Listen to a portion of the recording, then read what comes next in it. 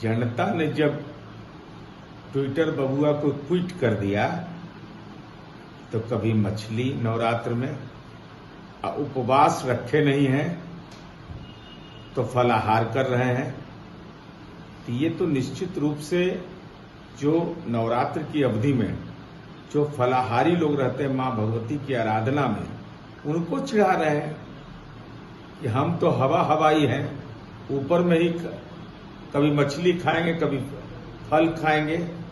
इसलिए यह पूरे तौर पर, अरे आपको कौन किस लिए चिढ़ाएगा? जब 4 जून को रिजल्ट आएगा तो उसके लायक रह पाइएगा तब ना। शून्य पर आउट होने की स्थिति पैदा हो गई है और जो ट्वीट पर ही रहेगा उसके पास इतना समय है कि दूसरा कोई काम नहीं है तो जनता तो ट्वीट कर ही देगी। जनता ने जब ट्विटर बबुआ को ट्वीट कर दिया तो कभी मछली नवरात्र में उपवास रखे नहीं हैं तो फलाहार कर रहे हैं।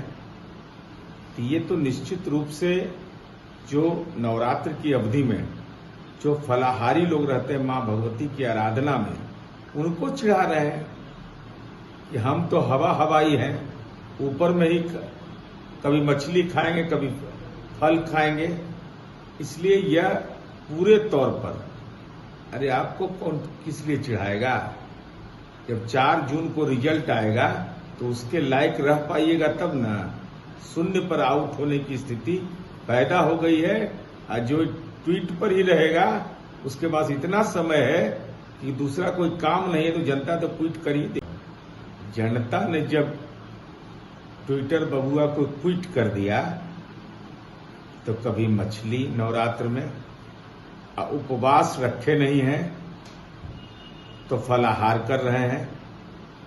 तो ये तो निश्चित रूप से जो नवरात्र की अवधि में जो फलाहारी लोग रहते हैं मां भगवती की आराधना में, उनको चिढ़ा रहे हैं कि हम तो हवाई हैं, ऊपर में ही कभी मछली खाएंगे कभी फल खाएंगे। इसलिए यह पूरे तौर पर, अरे आपको कौन किस लिए चिढ़ाएगा? जब 4 जून को रिजल्ट आएगा तो उसके लायक रह पाइएगा तब ना। शून्य पर आउट होने की स्थिति पैदा हो गई है और जो ट्वीट पर ही रहेगा उसके पास इतना समय है कि दूसरा कोई काम नहीं है तो जनता तो ट्वीट कर ही। जनता ने जब ट्विटर बबुआ को ट्वीट कर दिया तो कभी मछली नवरात्र में उपवास रखे नहीं हैं तो फलाहार कर रहे हैं। तो ये तो निश्चित रूप से जो नवरात्र की अवधि में जो फलाहारी लोग रहते हैं मां भगवती की आराधना में, उनको चिढ़ा रहे हैं कि हम तो हवाई हैं, ऊपर में ही कभी मछली खाएंगे कभी फल खाएंगे। इसलिए यह पूरे तौर पर, अरे आपको कौन किस लिए चिढ़ाएगा? जब 4 जून को रिजल्ट आएगा तो उसके लायक रह पाइएगा तब ना। शून्य पर आउट होने की स्थिति पैदा हो गई है और जो ट्वीट पर ही रहेगा